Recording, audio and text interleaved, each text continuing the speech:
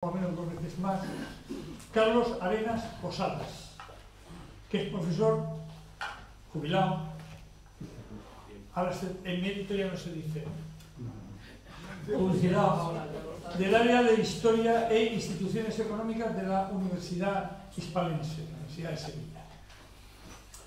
Ha publicado en septiembre del año 2022 el libro Lo Andaluz, que lleva un subtítulo que es provocador. Como veremos, hemos puesto la noticia de la conferencia en el Ateneo, en el Facebook del Ateneo, y ha habido gente ya que eso de el subtítulo le ha picado. El subtítulo dice Historia de un hecho diferencial.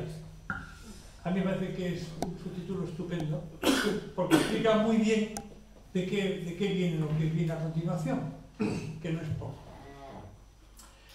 Yo he leído antes otro trabajo de Carlos Arenas que se titula Una de las dos Españas, también lleva un subtítulo, Sevilla antes de la Guerra Civil, y eso se publicó en el año 2009.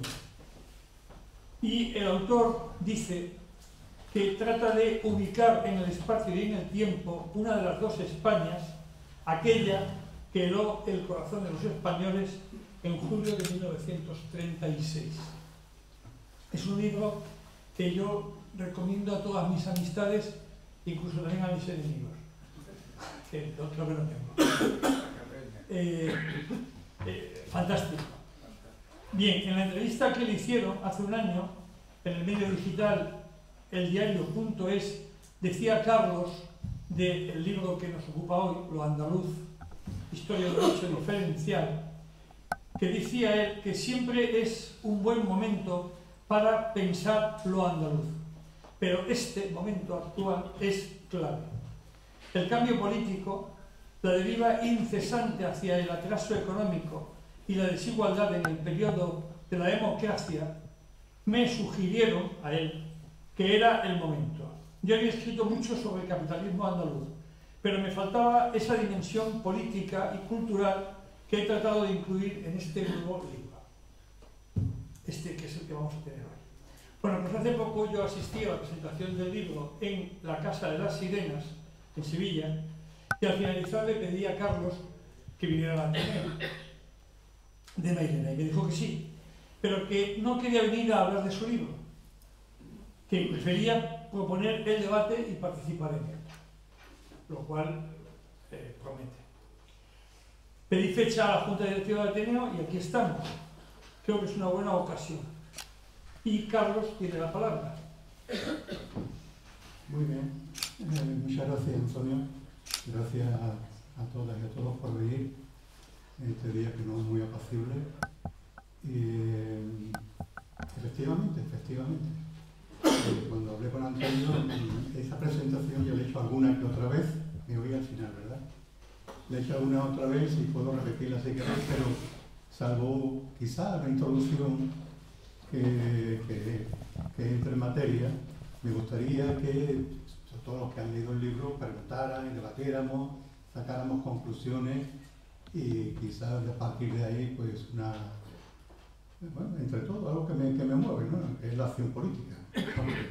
Conocer cosas sin acción política, pues para un, entre comillas, intelectual resulta aburrido, frustrante, y para los oyentes, pues, paralizante. Entonces, bueno, el título, ¿no? El hecho diferencial, y es un título provocador, ¿no? Y como podéis imaginar, aquí en España no ha habido más hechos diferenciales que el catalán, el vasco y los primos segundos, los primos de los gallegos, ¿no? Nosotros somos, para España, para el conjunto de España, somos Madrid Sur, Madrid Sur. Y sin embargo, tenemos, lógicamente, y más viniendo de una historia milenaria, que somos de los pueblos más antiguos y con civilizaciones más antiguas, tenemos más historia que nadie, y además una historia diferenciada. Si nos preguntáramos en qué nos diferencia, pues no sé qué responderíais, ¿no? Pues el clima, la simpatía, ¿no? La bonomía, el gusto por la vida, lo que nos queremos los unos a los otros, lo que nos reconocemos, como decía un político hace ya unos cuantos años, es que salimos y nos reconocemos en el extranjero y simplemente con la mirada y con el habla, etcétera, etcétera, etcétera. Bien, somos producto de muchas colonizaciones, y a eso veremos después también, pero tratándose de un historiador económico como yo, lo que nos diferencia es lo material. A nadie se le escapa con la última, bueno, la última no, la última, la penúltima, la antepenúltima y las antepenúltimas, que... sí, apaga el micro. Sabemos ya desde hace ya mucho tiempo, y más con las últimas estadísticas, qué bien, que estamos a la cola de todas las variables que miden el bienestar y los andaluces. El bienestar, no Andalucía, los andaluces, una buena parte de los andaluces, no. A la cola de todas las variables que miden el bienestar, el progreso y el desarrollo. Y estamos a la cabeza de todas las calamidades. Estábamos por delante de Ceuta, ya Ceuta hasta nosotros nos gana, ¿no? Yo ya Extremadura y las últimas estadísticas ya nos ganan. La propaganda puntera, pues lógicamente no lo reconoce, sino visto lo contrario, en detrimento de todas las evidencias. Y bueno, pues de eso me trata un poco el libro, ¿no? ¿Y esto por qué es? Pues quizá, decía un maestro de historiadores, ¿no? Vicente Vives, en el año 60 y poco, cuando escribió aquel manual que estudiamos algunos sobre historia económica, es que si los vascos eran laboriosos y los catalanes habladores, nosotros éramos gente bastante decaída, ¿no? Bastante acomodaticia, ¿no? Bastante sumisa. La historia no ha dado pruebas de que en muchas ocasiones no ha sido así. Y si cuando se habla del andaluz, como el tópico dice, ¿no? De alguien acomodaticio y poco trabajador, pues no más que hay que preguntarle a los andaluces de fuera cuando han trabajado en otros sitios para ver si trabajan o no trabajan. Ya empiezo un poco de mi retaíla para decir que aquí en Andalucía lo único vago que ha habido ha sido el capital, ¿no? El capital. Por lo tanto, un capital que se ha aterrado, que se ha invertido, que mucha gente vive todavía de la renta de los inmuebles y por tanto no se ha movido. Ese capital ha estado en pocas manos y eso ha sido la desgracia. ¿Y por qué? ¿Y por qué? Pues porque lo que nos diferencia de los otros españoles y de Europa es que tenemos una peculiaridad de capitalismo diferente. No voy a meter el rollo de la teoría económica, pero no hay un solo capitalismo, ¿verdad? Que el capitalismo, o sea, que el sistema económico, donde unos pocos tienen el capital y la inmensa mayor parte pues busca trabajo, lo encuentran con mayor o menor fortuna, con mayor o menor bienestar o ganancia. Pero hay capitalismos que son, digamos, más inclusivos, que permiten la promoción de la gente, permiten el acceso al capital en todas sus variables, que ahora veremos cuáles son, y otros que son lo que llaman los cursis, decimos los cursis de hoy, extractivos, capitalismos extractivos, que son aquellos capitalismos donde una minoría, pues, digamos que monopoliza, requiere o quiere, saludemos a nuestros amigos Pedro y Cuca, sí, que vienen de muy lejos, que tienen, digamos, que poseen esos recursos de todo tipo, ¿no? Y ese es el capitalismo andaluz, que es además el más antiguo, porque cuando en otros pueblos de este país estaban destripando terrones, digo el vasco, digo el catalán, aquí ya había capitalismo. Aquí nunca hubo feudalismo, aquí ha habido un capitalismo, entre otras cosas, porque ha habido una actividad comercial desde la Edad Media, y sobre todo porque ha habido mano jornalera que se prestaba su trabajo a cambio de un salario. Es clave el capitalismo, que haya asalariados, que haya jornaleros. Así que esto viene de muy lejos, de la Edad Media. Y por tanto, yo no voy a contar ahora 1000 años de historia, pero sí os voy a decir que para mí hay un concepto que es básico, ¿no? Básico y en el sentido de que se llama la dependencia de la trayectoria previa.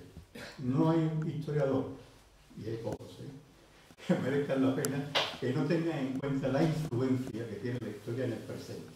No es que la historia se repita, como dicen los pisatóricos, es que la historia no nos ha dejado. No nos ha dejado. Y si antes era el señor de la tierra, el señor que tenía la jurisdicción de Marchena, de Carmona, de Sevilla, y hacía lo que le daba la gana, pues hoy ya no existen, o si existen, están cobrando la PAC, pero son ya burgueses con todas las palabras y con todos los, entre comillas, merecimientos, ¿no? Que para eso cobran muchísimo del dinero de Europa. De tal manera que aquel río que nace como un afluente pequeño hace 1000 años, pues hoy se desarrolla de forma realmente abundante, ¿no? Y cuando hablo de capitalismo, no solamente hablo del capitalismo que todos estáis pensando, el capitalismo financiero, el que hay en el banco, el que se mueve, invierte para una empresa o para un negocio. Estoy hablando de muchas modalidades. Esa que estoy diciendo, pues las claves, claro. No digamos, recordemos quién ha poseído la tierra en Andalucía tradicionalmente. El problema del latifundio sigue estando ahí. O quién realmente ha movido el capital y cómo lo ha atesorado y cómo ha funcionado el capital financiero, ¿no? A quién le han dado el crédito y a quién no. Tú de quién eres, ¿no? Tú de qué familia eres para realmente darte la promoción, la posibilidad de que crees un negocio o no. Pero también hay otro tipo de capitales que son claves o tan claves como este, ¿no?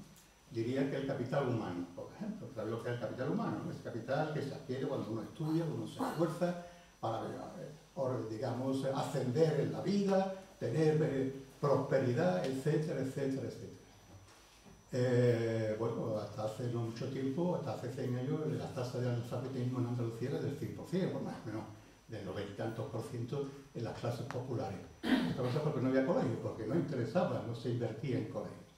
Hoy las tasas de abandono, las tasas de precariedad o las tasas de fracaso escolar en Andalucía son las mayores de España. Y además se trata de un capital más repartido, ¿no? Más repartido. Tenemos la escuela pública mal invertida, poco invertida, y la escuela privada donde no solamente los que vayan a aprender mucho allí, no aprenden mucho, pero sí se relacionan. Sí se relacionan y sí tienen la posibilidad de reproducir las mismas distancias sociales, las mismas diferencias de clase que de siempre, o casi de siempre. Y de hecho, pocas familias de clase media si es posible meter en un colegio privado concertado que paga todo el mundo, que pagamos todos, ¿verdad? Ahí el prurito que se adquiere en este tipo de colegios es mucho más importante que en un colegio público, aunque ya aprendan más, porque los profesores son mucho mejores, evidentemente, pero resulta que tienen que, entre comillas, ¿verdad?, lidiar con gente de clases populares, de inmigrantes, etcétera, etcétera, etcétera, etcétera.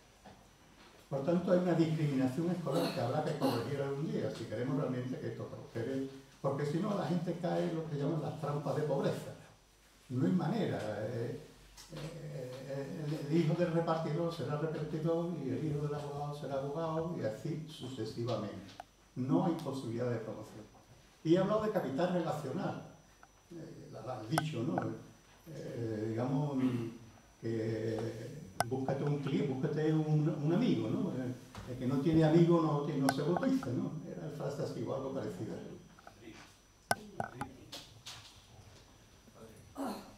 Entonces, tener un amigo, tener un patrón, en el sentido antropológico de la palabra, ser un cliente de un patrón poderoso, eso te abre el mundo, ¿verdad?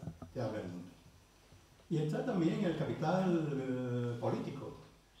Ya hemos dicho antes que mandaba en la Edad Media, el señor del castillo, después el cacique y el señorito del pueblo, hoy la banca, hoy la señora Botín, mientras que, bueno, y la derecha que está perfectamente, ¿no?, ubicada en ese terreno porque hay una distribución, una coaligación mesocrática para dividirse, y ahora si queréis hablamos de eso, para dividirse los recursos sociales en detrimento de la inmensa mayoría que no vota, porque no cree en la democracia, que hay barrios que hay el 80-90% del electorado que no vota, y el capital político se concentra en pocos barrios, en poca gente, y tienen gobiernos como el que tenemos.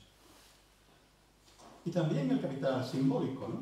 Otro tipo de capital importantísimo que en Andalucía da un juego también, la simbología, ¿no? El capital cultural, ¿no? Usted no sabe con quién está hablando. Eso ha hecho un daño terrible a la sociedad andaluza, ¿no? Y el capital simbólico, yo le voy a decir con quién está hablando, ¿por qué? Porque llevo la vara de oro, porque estoy encima del caballo, porque me subo a una carroza de los Reyes Magos y soy el rey y un día tiro caramelos por allí, ¿no? El poder, qué bonito es. Y la gente desde el albero, ay, mira que el caballo, mira aquella carroza, allí viene doña fulana, doña fulana, qué bien. Y doña fulana, pues lógicamente los pueblos se ponían al principio en las iglesias, etcétera, etcétera, etcétera. La simbología de una cultura muy jerarquizada, muy verticalizada, en detrimento de todo lo que sea horizontal. Esto es una prueba de lo contrario, ¿verdad? Esto es horizontalidad. Pero hay gotitas, estos son raras avis en la historia de Andalucía y en el presente andaluz. Por tanto, un capital muy mal repartido. ¿La solución cuál sería? Pues repartir el capital.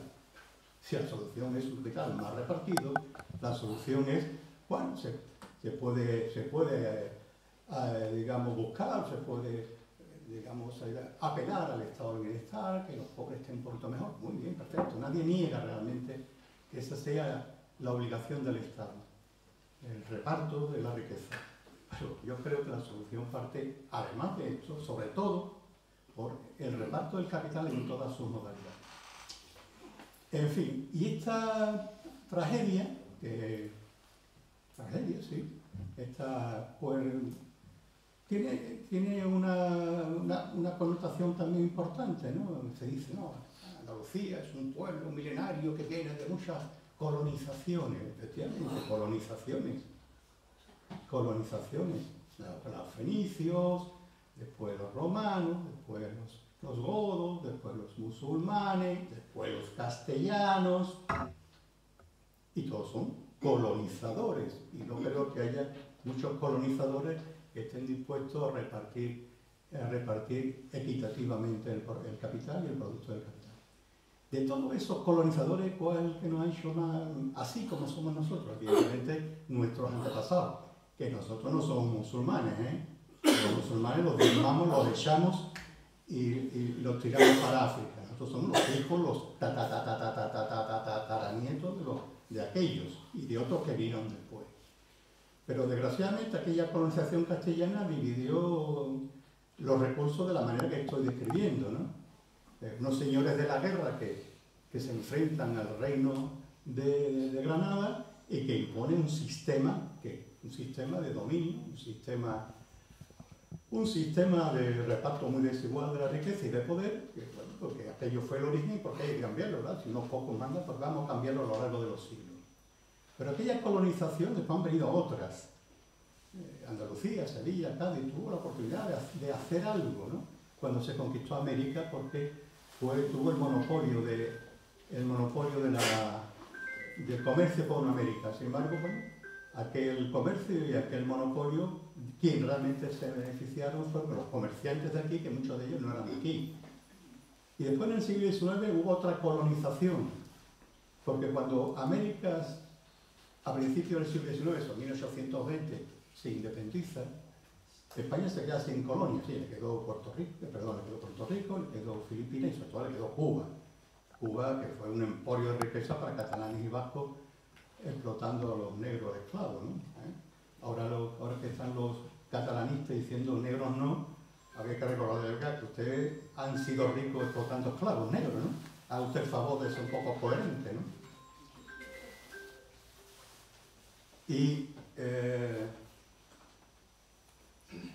Y cuando se termina aquella colonización de 1820, el capital español necesita otra colonia. ¿Y qué colonia es esa? En Andalucía, el sur de España. Empieza la colonización del capitalismo español, que es el que impone después la regla del juego hasta la actualidad, ¿no? porque de aquellos polvos está el lodo de una banca andaluza que no tiene de andaluza nada, ¿eh? Y unas empresas de distribución de alimentos y de recursos donde están todos multinacionales, donde los tour operadores son todos extranjeros y nos dejan ciertas migajitas, eso sí, las tapitas y la hostelería para poner los montaditos de lo que se expecta. No quiero ser demasiado frívolo. Quiere decir que no hemos roto, ¿no? No hemos roto con esa dependencia. Hay una teoría muy bonita de los años 70, 80, la teoría de la dependencia económica. La dependencia, que por supuesto hay mucha gente que vive muy bien de eso, que está conforme con ese sistema, y están nuestros gobernantes ahí que están realmente a partir de un piñón y no les importa en absoluto esa situación de preteridad o de imaginación o de subsidiariedad que tenemos. ¿De qué estoy diciendo fuerte, verdad? Ahora hablamos un poco de eso. ¿Y esto alguna vez ha podido cambiar? Sí, claro que ha podido cambiar. ¿Cuándo ha podido cambiar? Pues ha podido cambiar pues, en el siglo XIX. Las juntas municipales andaluzas declaran a Madrid la guerra. Hay una guerra en Andalucía contra Madrid y hay un ejército dispuesto a ir a Madrid a acabar con el gobierno central. ¿Y por qué? Pues sencillamente por esto, ¿no? Porque Andalucía tenía en aquella época una opción federal. Andalucía es la cuna del federalismo español, no que Margal, era otro federalismo. El federalismo juntero, municipalista, nace en Andalucía y es una auténtica rebeldía contra el Estado centralista, proteccionista frente al Estado federal y librecambista andaluz del siglo XIX.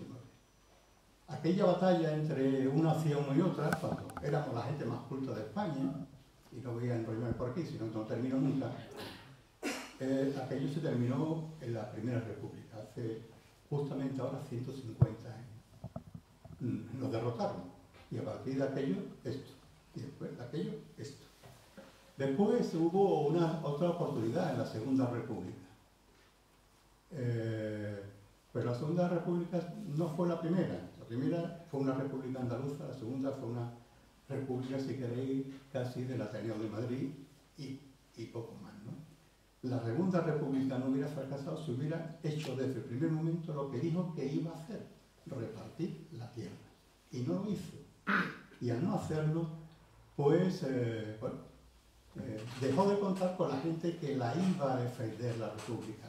Los nuevos colonos, los nuevos tenedores de la tierra en Andalucía, en el latifundio andaluz que había que repartir.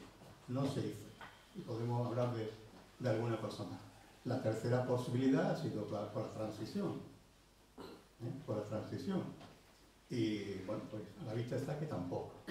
Y tampoco porque por desconocimiento, por falta de voluntad política o por digamos, complicidad con una España que ahora dice que se va a romper, que lleva rota desde hace 1000 años.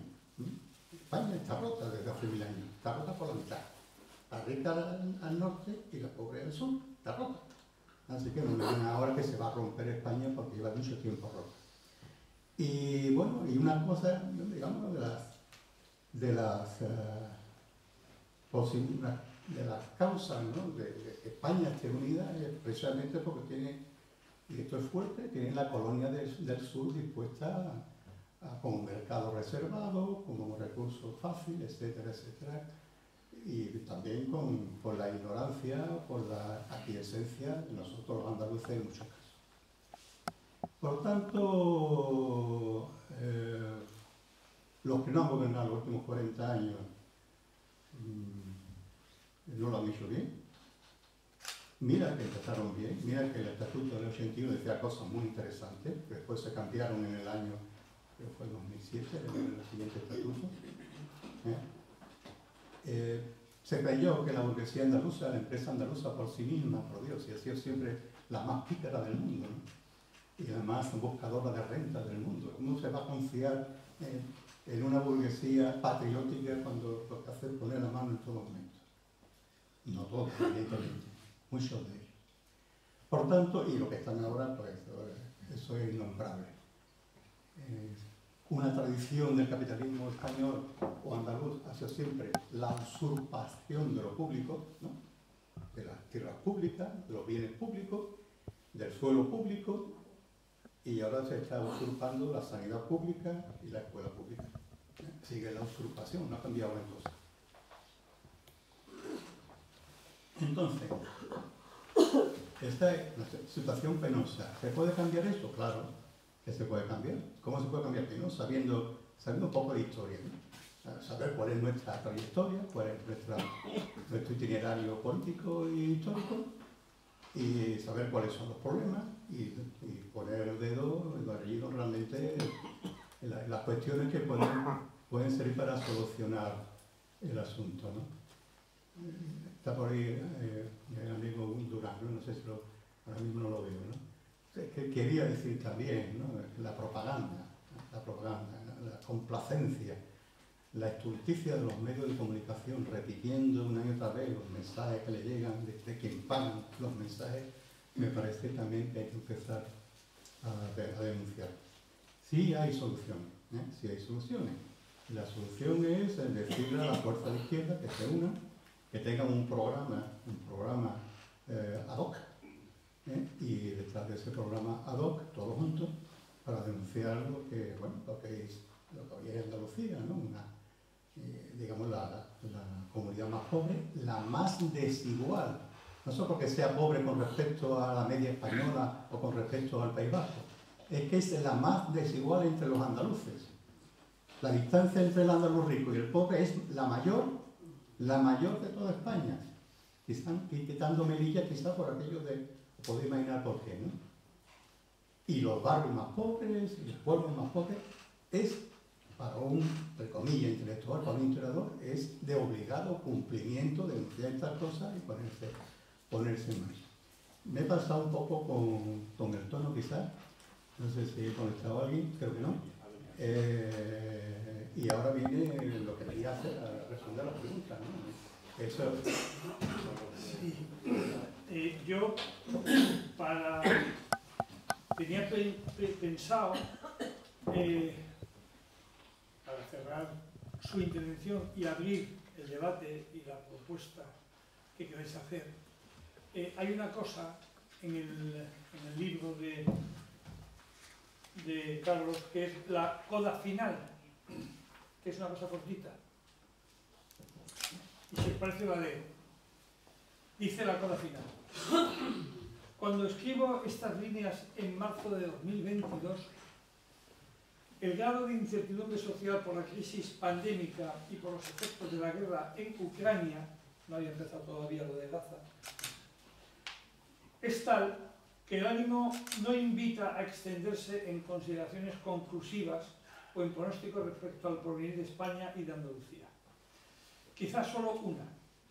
Quizás, y a pesar de todo, se pueda decir viva la crisis, como hizo Bourdieu durante la del petróleo de 1973, con la esperanza de que la presente sea una buena ocasión para pararse a pensar cómo hemos llegado hasta aquí y para tomar las mejores decisiones a partir de las lecciones que nos da el pasado. La historia es un arma cargada de futuro, un arma letal en el escenario donde se justifican y se combaten intereses sociales contrapuestos. Antes, y de nuevo hoy, los alarides de las dos Españas mantienen el combate en el terreno de la historia. De un lado están los verdaderos españoles, entre comillas, los propietarios de la nación imperecedera que constituyeron, como decía Benédez y Pelayo, monjes y soldados, y en el otro lado, los que por intentar dar protagonismo al pueblo y no a los privilegiados son considerados malos españoles. Esos personajes espurios que irrumpen periódicamente en las plácidas aguas del estanque patrio para romper España. He intentado demostrar en las páginas que anteceden que la unidad de España ha sido en nuestra historia más un mito que una realidad. La unidad de España nunca ha estado en peligro grave hasta el momento. Otra cosa es la unión de España y de los españoles. Y en este sentido España lleva desunida desde hace muchos siglos atrás.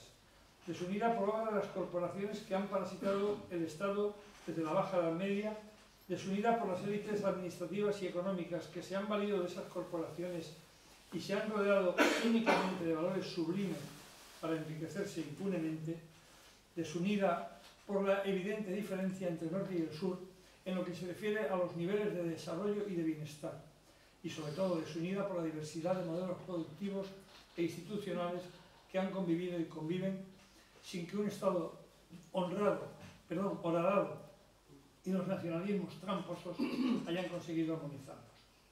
Y termina. Respecto a Andalucía queda la pregunta de qué se puede hacer para escapar del bucle de atraso, desigualdad, desvertebración y narcisismo en el que estamos atrapados. Narcisismo. Quiero haber aportado suficientes datos y argumentos para que el lector pueda sacar sus propias conclusiones. Me conformaría con que se reflexionara sobre la función de Andalucía dentro de España y con estimular a quienes no se resignan a que en nuestra comunidad aparezcan las estadísticas en el último lugar en cuanto a los méritos y en la primera en cuanto a las lágrimas. A quienes no soportan que los valores clasistas y carentes de empatía sigan siendo hegemónicos. Perdón, los que estáis allí fuera, por aquí hay alguna silla libre. Y a partir de este momento, quien quiera hablar y disentir y lo que sea, pues lo puede hacer. Buenas noches. Después de escuchar su relato histórico breve, inevitablemente breve, ¿vale? Interesante,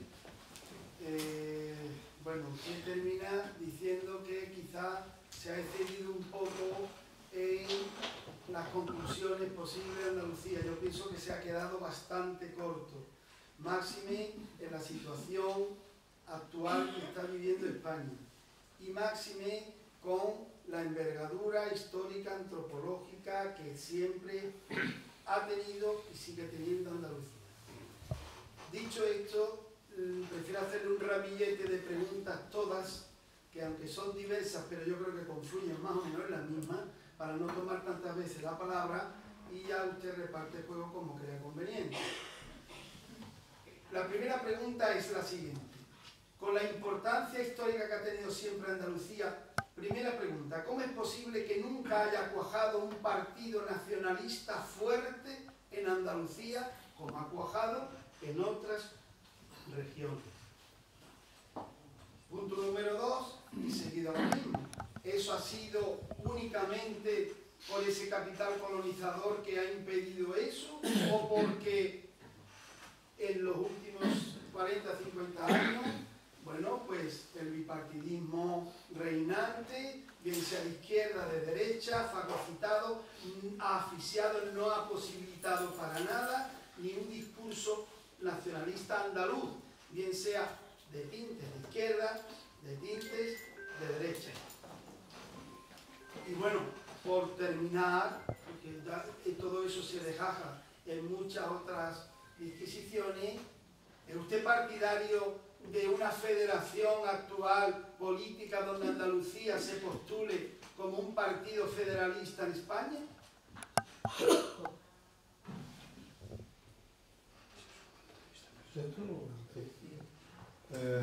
Vamos a ver. Bueno, me alegro que le parezca que mi intervención haya sido moderada. Puede ser todavía mucho más agresivo, pero... Debe ser agresivo, muy moderado lo he visto yo, amigo. Sí, bueno. Para lo que se está cociendo, lo que se está cociendo, sí, pues entonces, en el nacional. he hablado de usurpación, he hablado de algunas cosas. Esto, vamos a ser un poco más agresivos. Cualquier nacionalismo es un invento. Son un invento. ¿Quién crea los nacionalismos? Bueno, no interrumpo más. Cuando me refiero al nacionalismo es de reivindicación de identidad, evidentemente nacional andaluza, no independentista, separatista u otro tipo de consideración que podemos entender, ¿vale? Bien, sea cual sea el grado de nacionalismo, todo es un invento que crean los nacionalistas. El nacionalismo español nace en el siglo XIX de la mano de la religión, de los militares, Bueno, pues porque hay que construir un Estado liberal y la nación, las tripas, las vísceras, eso mueve mucho. A ese nacionalismo tramposo en manos de unas élites, esos que ha dicho Antonio, esos parásitos del Estado, que no me he referido a ellos, es el Estado horadado por parásitos como la Iglesia, el Ejército y las oligarquías financieras terratenientes, desde siempre han hecho con este Estado que dan la gana y siguen haciéndolo en gran medida. Quiero decir, y después, a final del siglo XIX, aparecen otros nacionalismos periféricos que son tan tramposos como el primero. Porque estaba de moda nuestro amigo Blas Infante, bueno, pues intenta, ¿verdad? Intenta crear algo parecido a lo que se estaba cociendo en el resto de España y en el resto del mundo. Incluso se inventa un poco el origen, las razones, la idiosincrasia y conforma que nos relaciona con el mundo magrebí, etc. Pura invención. Infante, que era un federalista, sabía perfectamente que lo que realmente define al pueblo andaluz, a la inmensa mayor parte del pueblo andaluz, ¿por qué? Porque a mí no me vayan ustedes a comparar con Mora Figueroa, ¿verdad? El dueño de las lomas, que también es andaluz, y con Mulgar que yo. No somos iguales para nada, ni queremos ni hacerlo. Por tanto, como y nacionalismo de derecha, está el señor Moreno Bonilla, que está envuelto en la bandera blanca y verde actualmente. Si hay algo que identifica al pueblo andaluz, yo diría que la mayoría es que vive en una dictadura de la necesidad. Dictadura de la necesidad. La dictadura diaria de tener que trabajar para comer, de no prosperar, de no tener opciones. Cuando los catalanes y los vascos hablan de la opción y no sé cuánto, el derecho a decidir, los andaluces no tenemos el derecho a decidir, no ya colectivamente, sino individualmente. Muchos de ellos, la inmensa mayoría, tienen vetados los accesos a la promoción, al poder elegir qué hacer, dónde trabajar, dónde ir, qué hay que hacer. Lo tienen vetado la inmensa mayor parte. Por tanto, yo no soy nacionalista, no sé si esto le cuadra, porque me parece un invento. Lo que sí caso soy, digamos, me doy cuenta de la realidad y soy quizás soberanista. ¡Oh, soberanista! ¡Qué fuerte! No, soberanista, igual que lo eran los republicanos federales andaluces del siglo XIX, ¿no? Cuando digo soberanía, soberanía sobre la banca, sobre la enseñanza, sobre los recursos, sobre la electricidad, sobre el agua, sobre en una España federada. Esa. Y es posible, claro que es posible hacerlo, pero que no me pongan la excusa, no me pongan el pretexto o el cebo de la bandera, porque por mucha emoción que sintamos por una bandera, no dan de comer las banderas. Le dan de comer a una burguesía que crea nacionalismo en un momento en que hay conflictos de clase. El catalán, el español, el nacionalismo español, el catalán o el vasco, nacen como nacionalismo para enfrentarse a la clase obrera, para despistar. Aquí en Andalucía los ricos no han tenido necesidad en absoluto de crear una connivencia con el resto de andaluces para, aunque sea ficticia, para luchar contra la clase obrera. Ahí tenían el telefonito desde el alcalde al cuartel de la Guardia Civil, el cacique, lo arreglaban en 3 llamadas. Por tanto, no sé si esto es demasiado fuerte o es moderado. Quiero decir que ¿por qué? Pues porque la burguesía andaluza no le ha interesado, y si le interesa es para despistar, como ocurre hoy. Y si nos fijamos que era del nacionalismo andalucista histórico que llama, pues era una persona que merece todo el respeto, que era Blas Infante, que se jugó la vida, que no tenía necesidad de bolsa porque era notario, que estaba bien situado, pero que bueno, pues, consiguió exclusivamente rodearse de un núcleo de pequeños burgueses, de clase bien pensante, pero que no tenía especial ascendencia sobre el conjunto de la población. Dejo esto aquí y después se me ocurrirá algo más. Perdón, una matización, pues quizás no he enfocado adecuadamente la pregunta, ¿vale? Se la reenfoco y además doy una vuelta de tuerca, a ver si así logro ser lo claro que quiero ser. Yo no sé sé tampoco si yo quiero ser nacionalista andaluz, soberanista, autonomista o lo que sea. Las palabras, el juego del nominalismo, a mí particularmente desde hace mucho tiempo me sobra. Yo lo que quiero es algo mucho más fácil, más palpable y más actual. Yo quiero, por ejemplo, que una derecha catalana liderada por Puigdemont sea noticia diaria en el telediario, o una Esquerra, o bien en el País Vasco un Bildu, o bien un PNV. Es decir, la pregunta la reformulo.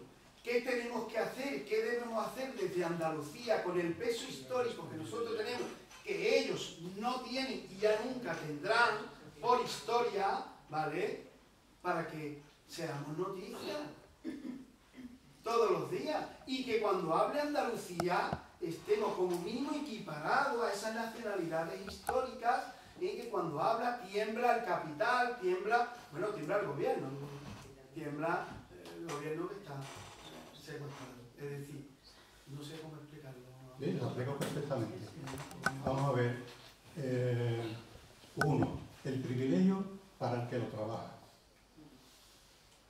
Los catalanes y los vascos llevan siglos ocupando también ellos el Estado, amenazando muchas veces, pero ocupando el Estado y el trabajo, porque lo están trabajando desde hace siglos.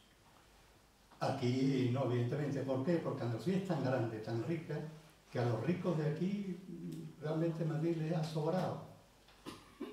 Con la tierra que tenía, con el pueblo que dominaban, con el cacique que estaba a sus órdenes, tenían casi bastante. Lo que usted está diciendo es lo deseable. Es lo deseable. Trabajar... ¿Es deseable para usted? Obviamente. Obviamente. Es que no lo veo claro, que lo formule claramente. Mire usted, obviamente. Obviamente. Bueno, he de explicarme una. Obviamente.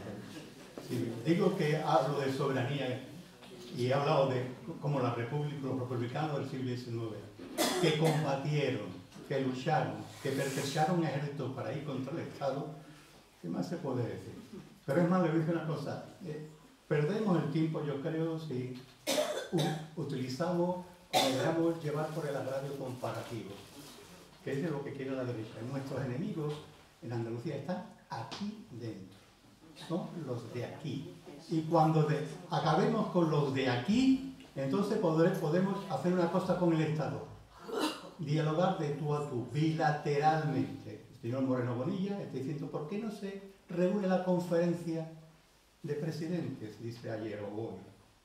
Cuando tengamos realmente poder y tengamos soberanía sobre los recursos propios, habrá que decirle al Estado, de tú a tú, vamos a arreglar por fin el problema del sur, porque nos habéis estado explotando durante siglos. Ya va siendo hora de que ustedes se dejen, digamos, de ocuparse de las regiones y de los pueblos más ricos, y vamos a intentar arreglar de una vez por todas el problema del sur. Y el problema del sur se aclara primero acabando con los Bonillas de turno, los morenos Bonillas de turno, que son muchos, con la aquiescencia de las clases medias que están con los colegios gratuitos, las medicinas no sé qué, todo absolutamente gratuito, y cuando acabemos con ello entonces podremos hablar de tú a tú con esto. Pero sin ese paso previo, va a ser que no. ¿Alguien? Vamos a ver. Yo, en la línea que me parece muy importante de su análisis, que es buscar también qué hechos, dijéramos, historia, de alguna manera, no sé cómo qué palabra utilizaba, pero muy claramente son las que han ido condicionando el devenir de la historia socioeconómica en Andalucía. Y me voy a fijar en dos aspectos. Uno, una frase que me ha encantado, que la acaba de decir, la dictadura de la necesidad. Yo me retrotraigo a que hay un hecho, creo que hay un hecho diferencial, y usted tiene muchos más datos que yo en ese sentido, durante los tiempos, dijéramos, hasta 1950, donde prácticamente no había una actividad industrial y de servicios potente. El sector primario era el gran generador de recursos. Aquí, yo la idea que tengo es que había muy poca burguesía en Andalucía. Era una sociedad muy dual, de muy pocos señoritos terratenientes, del gran recurso y de las rentas que se extraía de ese gran recurso primario, y luego había el jornalariado, el proletariado, lo que fuera.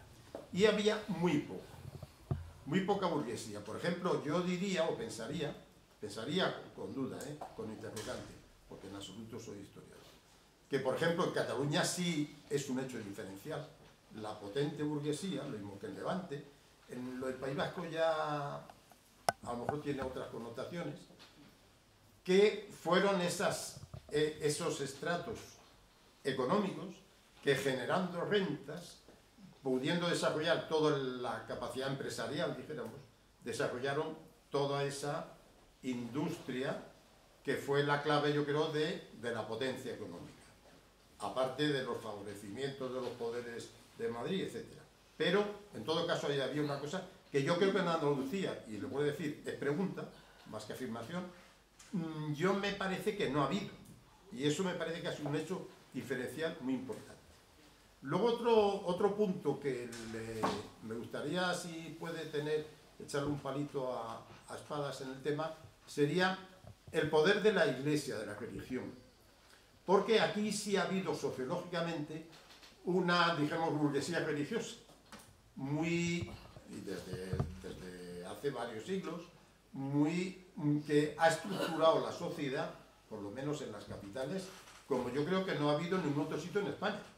Entonces, la potencia sociológica de articulación de la sociedad, de las hermandades y equivalentes, muy bendecidas, eso de alguna manera ha amortiguado o ha adormecido cualquier tipo de problemática referida a la desigualdad, etc. Y por último, un punto muy concreto que le destaco es la aberración que supone permanentemente un principio en política económica que nos quieren colar permanentes a las regiones subdesarrolladas, que es lo que llaman el principio de ordinalidad, que la mayoría de la gente que estamos aquí, si yo les preguntara, hacer una encuesta, no saben ni lo que es, ni lo que es hablar, pero que se admite como un tabú el que la capacidad redistributiva del Estado mantenga el equilibrio entre las regiones. Ese es el principio de ordinalidad. Y claro, que Cataluña diga que ella quiera tener el mismo porcentaje de inversión pública que de PIB general, pues lógico, pero que Andalucía no protesten de eso, o otras comunidades que la única posibilidad que tiene, por lo menos hasta ahora, ha sido la capacidad redistribuidora de economía del Estado, se trague eso sin protestar, pues me parece aberrante. Perdón por lo largo. Da para otra conferencia más.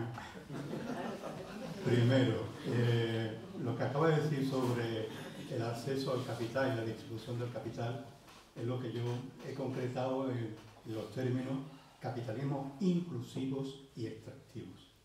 Un capitalismo inclusivo o más inclusivo, catalán, el vasco, son aquellos capitalismos donde los recursos financieros, he hablado de otros muchos, ¿verdad?, pero los financieros se distribuyen de forma, de modo que garantice de alguna manera una cierta igualdad de oportunidades.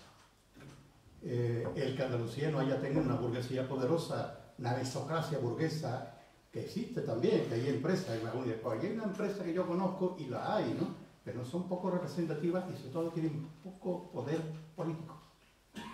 Poco poder político. Entre otras cosas, me estoy desviar porque la Confederación de Empresarios tiene un hilo directo con las grandes empresas que son de fuera, mientras tiene cantidad de colchones y tamices para que las pequeñas, las pymes, las medianas empresas no tengan acceso al poder político. También es verdad que cuando han tenido acceso al poder político han puesto la mano y han cerrado 15 días después. Pero es verdad, el hecho de que no haya una gran burguesía, una mesocracia burguesa emprendedora, es, digamos, un ejemplo de carácter extractivo del capitalismo andaluz. El capital en pocas manos. Después, la Iglesia, bueno, aquí ya voy a hacer... Vamos a ver, la Iglesia es una institución parásita desde que existe el Estado español. Cuando empieza la reconquista, la gente del norte van invadiendo las tierras del sur, como la película de los indios, ¿no? Van ahí todos a ocupar tierras que están vacías y van organizándose más o menos democráticamente el Valle del Duero. A partir de ahí, digamos que el rey se da cuenta que para tener el mismo poder tiene que soportarse sobre órdenes religiosas y sobre hacer de aquella conquista contra los invasores, entre comillas, musulmanes, hacer una cruzada. La palabra cruzada. Ya tenemos la palabra cruzada. Y desde entonces la Iglesia está parasitando el Estado y es realmente un desdoro, es decir, la palabra desdoro, que en el 2024 pues siga teniendo los privilegios que tiene, sigamos pagándole sus negocios, sigan usurpando lo público con las inmatriculaciones, sigan ocupando los hospitales, las escuelas, etcétera, etcétera, etcétera, etcétera. Sin que pongamos ya pie en pared, con un nuevo, digamos, convenio, no sé la palabra que me sale ahora, convenio. Concordato, muy bien, concordato con la Iglesia. Esto no ha sido siempre así, ¿eh? Ha habido momentos en que las dos repúblicas se habló de separación del Estado y la Iglesia, y que la Iglesia se compusiera con las cosas que tiene que ver con la limosna de la gente. En cuanto a las cofradías, pues forma parte también de lo mismo, ¿no? Forma parte de este capital simbólico del que hemos hablado, ¿no? Ese capital simbólico que se ve perfectamente claro quién manda y quién obedece. Del señor que está con la vara de oro y del señor que está con la vela, ¿no? Y crea clientelas entre ellas. Una clientela, digamos, faciosa, que hace que mucha gente a la hora de ir a votar viene el hermano mayor de la hermandad y toma, le da la papeleta porque me debes, porque te hice el favor, porque no sé qué y porque no sé cuánto. Y cuando hablo de clientela, en muchos casos, no, y esto va a ser duro, ¿eh?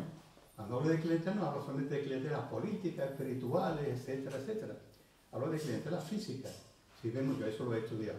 Si vemos quién son los hermanos mayores en Sevilla, aquí no sé, me imagino que será igual en Sevilla. Los hermanos mayores de las cofradías, pues son los médicos, los inmobiliarios, los farmacéuticos, la gente que tiene negocio de aquí y allá, que tienen en sus hermanos sus propios clientes. Bien. Por tanto, es una farsa absoluta, y si eso va a costar, porque somos el cofradíero, bueno, también en cuanto a nuestras vírgenes. Pero si algún día habrá que agarrar estas cosas y, bueno, pues romper las subvenciones que reciben, muchas cosas que son muy importantes porque son un lastre, ¿eh? Es un lastre pesado que el pueblo andaluz tiene, digamos, arrastrado por la belleza, por la emoción, esta emoción, Dios mío de mi alma, que no se puede aguantar cuando vemos no sé qué, no sé qué. Algún día, vamos primero a lo material, quizás un día también tocaremos ese aspecto. Y lo último que decía es, creo recordar, la ordinalidad. Hay una cosa que algún economista habla sobre la racionalidad del subdesarrollo, que es lo que ha practicado aquí el PSOE en los últimos 40 años. ¿Para qué estamos bien aquí? España se mantiene unida con este juego de norte y sur, nosotros recibimos las transferencias que vienen de Europa y que vienen de otras regiones y repartimos clientelarmente los recursos a nuestra conveniencia. Claro, eso se podría cabrear a la gente del norte, pero cuidado, el dinero que gastan los catalanes en Andalucía, una buena parte vuelve a Cataluña, porque le compramos las cosas y a los alemanes y se las devolvemos. Por tanto, tampoco el victimismo es conveniente, y por tanto el enemigo está dentro, lo tenemos dentro, y hasta que no resolvamos ese problema, pues no podemos hablar de igual a igual con nadie. En el análisis que tú has hecho, me gustaría saber qué lugar ocupa, desde que aparece el concepto hasta la actualidad, el concepto de lucha de clases. que solamente la has nombrado en una contestación, pero en tu exposición no ha aparecido. Bueno, la lucha de clase, obviamente, para una persona integrador digamos que asume una especie de marxismo, está presente, o sea, es como... tampoco he hablado del aire que respiramos. Pero que existe. Que tenga instrumentos en las clases populares y trabajadoras eficaces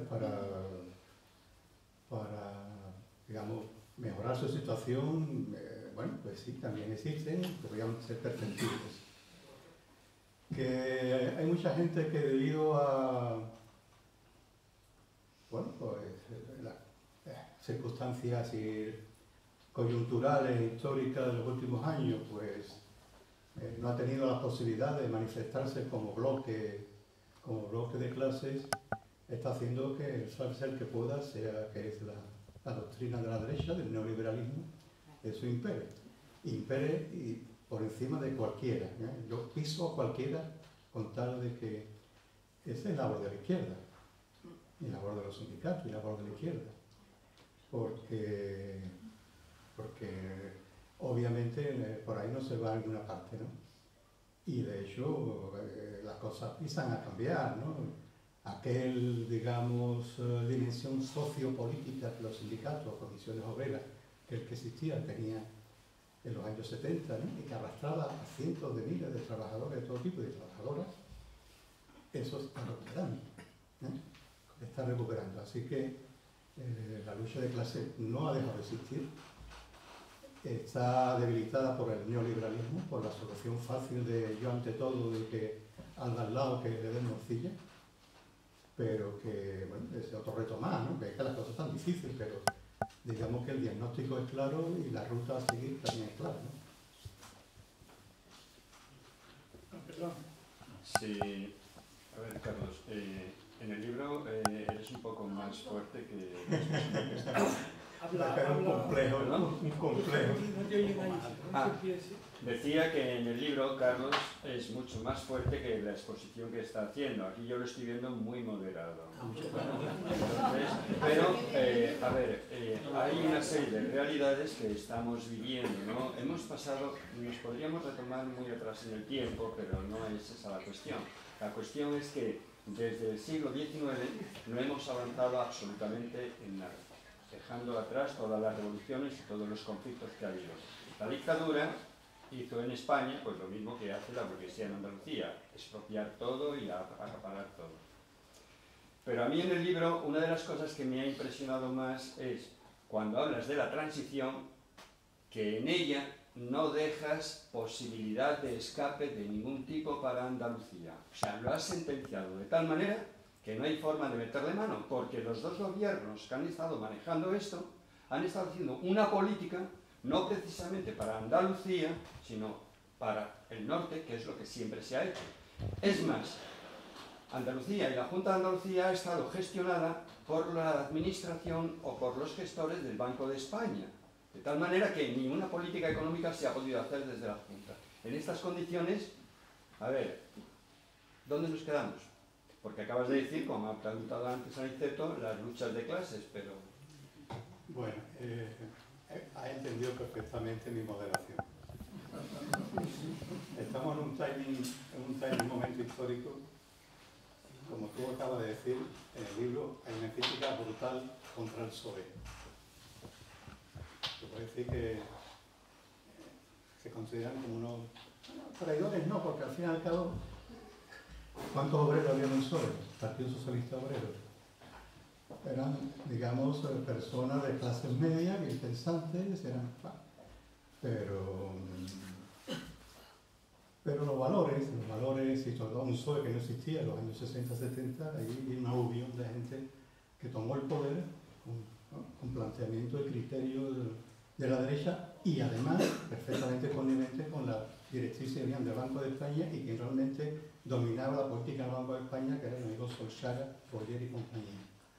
O sea, reproducir otra vez la dualidad del norte y el sur, que es lo que mantenía a España unida. De hecho, quitando la ETA, que más daño y más piedra en el zapato de la democracia en España puso en los años 70 fue Andalucía, ¿no? El 4 de diciembre, el 28 de febrero, las marchas jornaleras, etcétera, las luchas obreras, etcétera, etcétera. Aquello había que cortarlo. Y había que cortarlo con eso que hemos dado un dicho de la racionalidad del subdesarrollo. Venga PER, venga ayuda, venga desmovilizaciones, venga para mantener el status quo. Por tanto, en el libro no sé si se dice la palabra traición, porque no eran los traidores, que no eran de más carne, ¿verdad? Ni tampoco la izquierda de entonces tenía los conocimientos que podía tener hoy, porque pensaba que, bueno, una dimensión muy politicista de la transición, la democracia, para ti y para tan, que está muy bien, ¿verdad?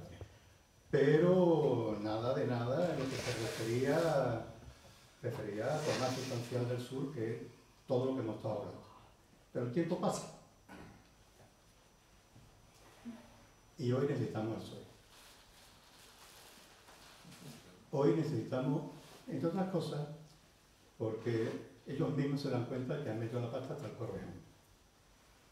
No que yo lo diga, que lo dicen, ¿no? Que me lo han dicho a mí. Y que están por la labor de a ver si qué podemos hacer. De unir a la izquierda con, digamos, con fórmulas, con programas, no para hacer una coalición frente populista, ¿no? Pero bueno, a ver qué podemos hacer para reconducir con criterios de izquierda esta tierra. ¿Con esta ley electoral?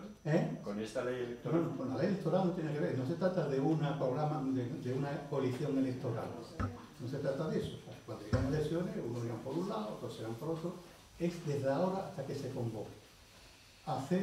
Manifestar una voluntad de izquierda sobre 4, varios, 5, 7 puntos muy importantes que cambien la dinámica, por lo menos la perspectiva, que emocione a la gente de otra manera, que recupere la emoción de la izquierda.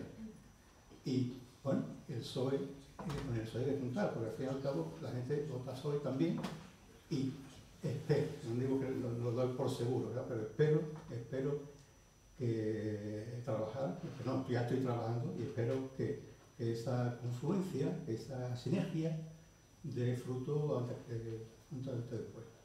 Y por eso sí, eso es mi moderación, porque los tiempos cambian y esperemos que el PSOE también.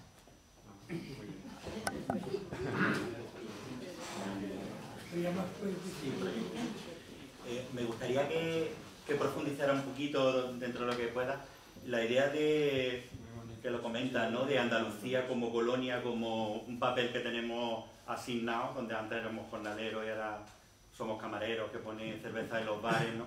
Ese papel que tenemos asignado, que difícilmente vamos a salir de ahí. Y por otro lado, matizando, cuando había hablado antes de nacionalismo, no sé, me ha dado un poco la sensación de que quizá el término nacionalista está antiguo, ¿no? O quizás sea el término ese nacionalista un poco decimonónico, y se iguala a veces esos supuestos nacionalismos. Quizá a mí me gusta hablar también más de soberanismo en el sentido de tener poder con las energéticas, poder, soberanía alimentaria, soberanía, ¿vale? Y un poco en esa línea, y quizás no incidir tanto en el agravio comparativo con catalán y vasco, que yo creo que ese es un problema en Andalucía, sino también considerar que no los nacionalismos, los soberanismos son iguales. Es decir, no puede igualar el soberanismo de Flandes, el nacionalismo de Flandes, con el de sitios pobres. Por ejemplo, dentro del Estado español no es lo mismo Galicia, Canarias, Andalucía, que otras zonas que Madrid, Cataluña, País Vasco, ¿no? Cada una también muy diferente, ¿no? Pero quizás, es decir, todos los nacionalismos o todos los... sino que hay... No es lo mismo la lucha de un pueblo que ha estado colonizado y que se tendrá que descolonizar, aunque eso suele quizá un poco fuerte, a el de un pueblo que quiere, o en Madrid que van los ricos porque se cobran menos impuestos, ¿no? El hecho de que las grandes empresas, eso es una cosa que hay más que mirar en Google, ¿no? Por eso las grandes empresas que existen en Andalucía y son todos fuera de aquí, donde fuera de aquí. Y por tanto es una cosa obvia, ¿no? Eso con soberanía política, y con el separatismo, ¿no? Soberanía, separatista, no. Bueno, hablando de separatismo, en el siglo XIX éramos los separatistas de España. Los vascos decían que nosotros éramos los separatistas. Bueno, pues no se trata de ese separatismo que decían entonces. Hay dos maneras de ejercer la soberanía política. Uno, si quieren estar aquí, que paguen. Y que los recursos se queden aquí, que invierten aquí, que paguen los impuestos aquí y que desarrollen económicamente esta tierra. Otra fórmula, digamos, más costosa, pero igualmente útil, es tener poder político para que las empresas de aquí hagan competencia con las empresas de fuera. Que haya una banca pública, que haya una banca local, que haya empresas energéticas que suministran energía sin que corten la luz, etcétera, etcétera, etcétera, etcétera. Y se pueden hacer muchísimas cosas desde la base. Y para eso hay que empezar ya a hablar con las pequeñas empresas, las medianas empresas, las tecnológicas, etcétera, etcétera, para aglutinarlas, igual que vertebrar el mercado andaluz para que no le compremos a la gente fuera. Habrá que crear externalidades, o sea, fórmulas económicas para competir con la gran empresa que viene de fuera son múltiples. ¿Qué falta? Voluntad política. Voluntad política. En mi primer libro sobre el capitalismo andaluz empezaba con la palabra poder. Poder, sociedad y economía en el sur. Historia e instituciones del capitalismo en poder. Sin poder no vamos a ninguna parte. Bien, entonces, otra cosa que estabas comentando, Madrid es el origen de la división de España. ¿Sí? España se va a fomentar, y ya está fragmentada por una parte, por Madrid, no por el País Vasco y por Cataluña, por Madrid. Porque, digamos, es representativo de un capitalismo financiero oligárquico, especulador, rentista, que está imponiendo las bases de desarrollo al conjunto del Estado español. A otros capitalismos que tienen una base más agraria, quizá como Andalucía, pero industrial fuera de Cataluña, el País Vasco, etcétera, etcétera. Por eso, el agravio contra Cataluña y el País Vasco, bueno, pues hay que también matizarlo y hay que estar, como está haciendo el gobierno actual en España, ¿no? La periferización, porque realmente el cáncer de este país en este momento se llama Madrid. La derecha de Madrid y nosotros somos unos rehenes. Nuestra derecha y nuestra gente son rehenes de ese ayusismo terrible que va a ser realmente un problema conflictivo importante si no lo remediamos. Hay que saber cómo funcionan los capitalismos, que son diversos, y el de Madrid es pernicioso, porque hasta hace 20 años Madrid repartía las cartas, era el croupier de la banca. Tanto para los catalanes, mucho, tanto para los vascos, mucho, menos para los andaluces, pero repartía cartas. Desde que existe la autonomía madrileña, ya toda la política tiene la autonomía suficiente para que todos los recursos, y toda la sinergia y iniciativa económica vayan en beneficio de la gente que allí se instala, en detrimento de los demás. Por tanto, y Andalucía es imprescindible tener el poder aquí, el poder de negociación con las periferias, no soportar ser el Vallecas Sur, tener el poder aquí para hablar con las periferias en un sentido federalista y representar políticamente lo que demográficamente somos, que es el 20% de la población española, ¿no? Yo no he leído el libro. ¿Quién habla? Por eso no me ha parecido. Ponte de pie, que no.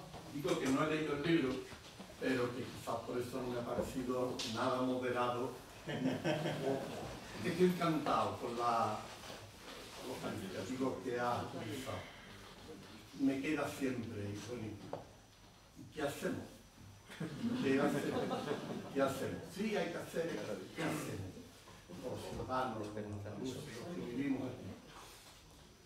Ayer escuchaba en 24 horas, la noche me parece que era el programa, el primer problema o la amnistía estaba considerada por los españoles.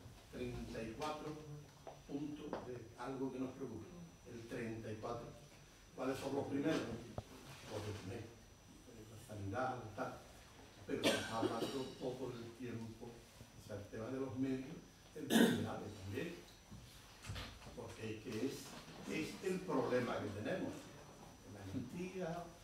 no es el problema. O sea, este discurso no se oye. Y yo en el quehacer digo, pues vamos a tener que dar que hablar. ¿Qué? A tener que dar que hablar. A tener que dar mucho que hablar. No se me ocurre otra y en lo que podamos, aparte del voto y tal, pero tenemos que dar mucho que hablar. Bueno, eso por ahí. Luego quería plantearte un par de... A ver qué podría apuntar. ¿El marco europeo puede tener alguna significación? El hecho de las regiones de Europa puede tener algún punto de interés, porque en el marco de España creo que no, los andaluces, bueno, vamos a terminar de encajar regular, pero quizás en el marco europeo ves ahí alguna línea, alguna opción. Luego, una cosa muy concreta. ¿Por qué tuvo que ser Madrid comunidad autónoma? ¿Qué necesidad tuvo el sistema para, como si hubiera sido Castilla? Castilla-La Mancha, ¿no? ¿Qué necesidad de que además fuera comunidad autónoma? Sobre este último, habría que, no sé, me imagino que los intereses de la burguesía instalada en Madrid, que han sido... Madrid es una ciudad prescindible. Es realmente un grano que le ha salido a este país desde que Felipe II puso allí su realeza, su estado. Y porque ha sido, digamos, como es el imán para todos los buscadores de renta, a todas las burguesías buscadoras de renta, acercarse al poder, no para invertir y hacer negocios y competir, no, para poner hambre. Tenemos una burguesía muy parasitaria, lo seguimos teniendo en gran medida, y Madrid ha sido ocupando siempre ese, bueno, atrayendo empresas, atrayendo cerca del rey, cerca de los ministros, cerca de los curas, cerca del Ministerio de Educación. Como decía José Antonio Marabal, que cuando llegó al ministerio veía allí un cura echado una cortina que le preguntaba a ver, ¿y ese señor? No, ese es el padre fulanito, que es el de los jesuitas. Pues estaban allí todos pegados al poder, a ver qué se acaban. Y una ciudad prescindible, y lógicamente tendrá mucho que ver algo, y tiene mucho que ver, es la Unión Europea, es la entrada en la Comunidad Económica Europea. Y bueno, pues es ver la historia de este país de otra manera, donde ya las muletas que era Madrid para Cataluña y el País Vasco, esas muletas se quitan, los vascos y catalanes amenazan con la independencia y Madrid también como capital de un capitalismo, valga la redundancia, fuerte, pero también necesita su propia autonomía política, de nuevo el poder, para seguir generando riqueza para los que estamos allí. Europa, pues claro que se puede, igual que reclamamos más poder para España, más poder para Europa, pero también es poder y saber qué queremos de Europa, ¿no? Podemos empezar por a ver si conseguimos modificar la PAC, la política agraria comunitaria, ¿no? Por el cual hay gente que vienen de la Edad Media, como los salvas, que llevan miles de millones de los recursos europeos por tener tierras sin repartir. Si se hubiera hecho la reforma agraria en la Segunda República, o si se hubiera hecho la reforma agraria en la transición, esos miles de millones estarían ido repartidos. Por tanto, se puede hacer mucho en Europa.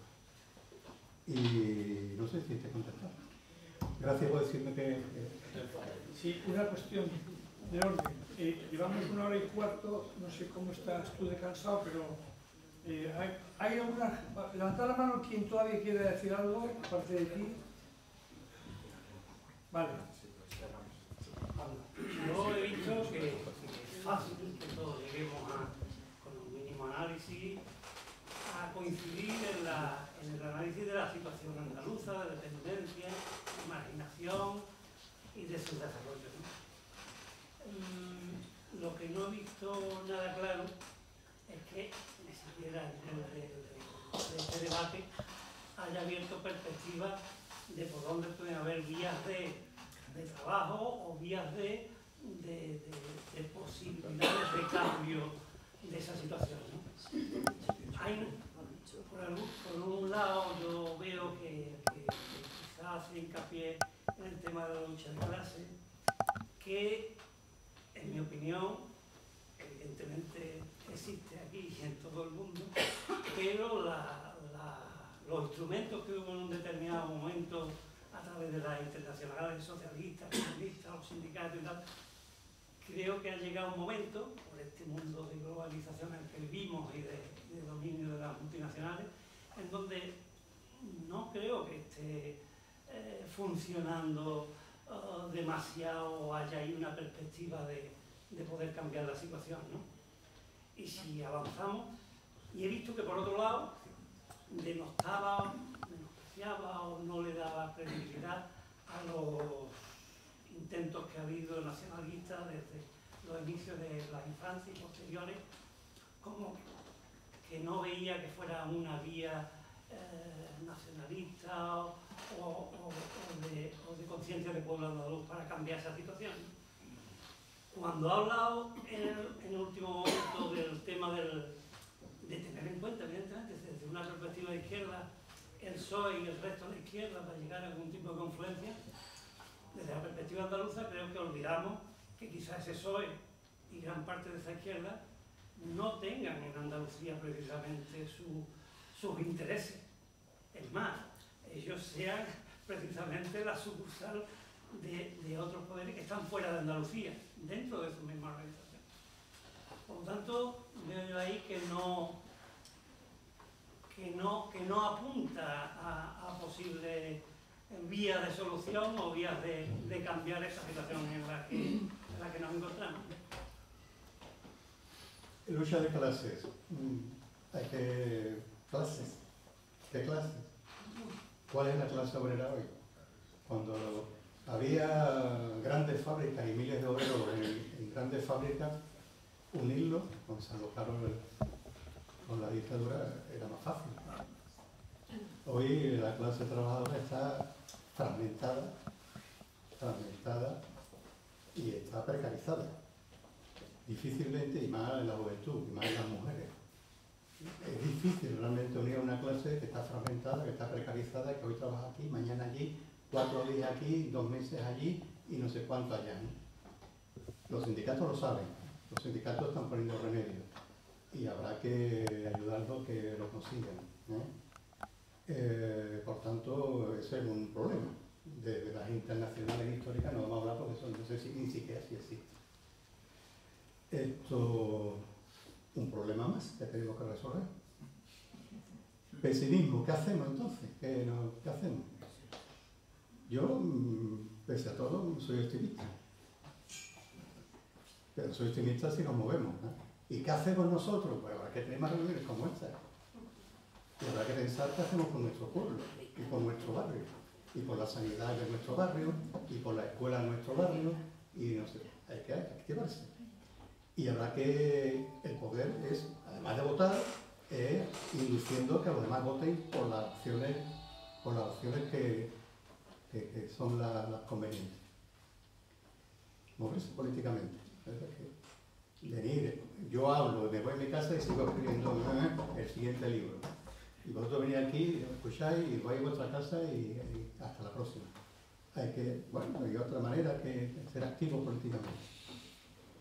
Y en cuanto al optimismo, no sirve, lo decía antes, lo decía, que tú dijiste una vez, que tú me dijiste que no sé cuánto, en los pueblos pasa mucho, incluso entre la izquierda y el PSOE, ¿no? Se están peleando por los mismos votos.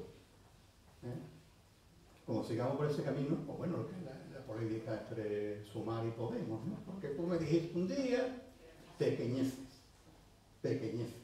tonterías, madrileñadas. Personalismo, madrileñadas. Una agenda andaluza, no digo andalucista que parece que eso, una agenda andaluza prioritaria. ¿Qué pasa? Bueno, ya te decía, ¿no? Por un programa que tienda a repartir, como lo veis anarquistas, los federalistas, que tienda a repartir lo que hay, el capital, no solo el producto del capital, que tiende a repartir, con unos principios muy claros. Y digamos que la izquierda está por la labor, la izquierda andaluza está por la labor, sí. ¿Dice? Que son pocos, claro, si no empujamos, pues son pocos. que tienen la rémora del partidismo, que están más pendientes de colocarte tú para que lo ponga yo, también hay que decírselo. ¿Que el PSOE está por la labor? Yo diría que también. Yo diría que también. Por eso, vamos, hasta la próxima, que no. Vamos a esperar un poco, a ver, están, sin ver que le digamos lo que tú acabas de decir, o sea, esa agenda andaluza, ¿no? Prioritaria a cualquier sucursalismo, porque, entre otras cosas, ¿cómo se llama Sánchez, hombre? Sánchez, el presidente. Pedro Sánchez, porque, entre otras cosas, Pedro Sánchez nos necesita. Pedro Sánchez, para hacer la política que está haciendo de periferización, necesita a la izquierda andaluza. Por tanto, el sucursalismo ya no le va a servir. Ya no. Una parte importante de que los gobiernos de progreso en España progresen, valga la redundancia, pues es con una izquierda andaluza con una agenda propia, fuerte, para que acabe con los enemigos de dentro, para que no se dejen engañar por supuestas desviaciones interesadas, y cuando seamos fuertes ayudaremos a los gobiernos progresistas de Madrid a gobernar mejor este país. Oye, yo me quedan 3 cosas por hacer. Una, el libro está allí a la venta, que aquel señor que levanta la mano lo vende, para quien esté interesado. Esa era una. Otra, darle las gracias a Carlos. Y otra, invitarlo a una cerveza. Muy bien.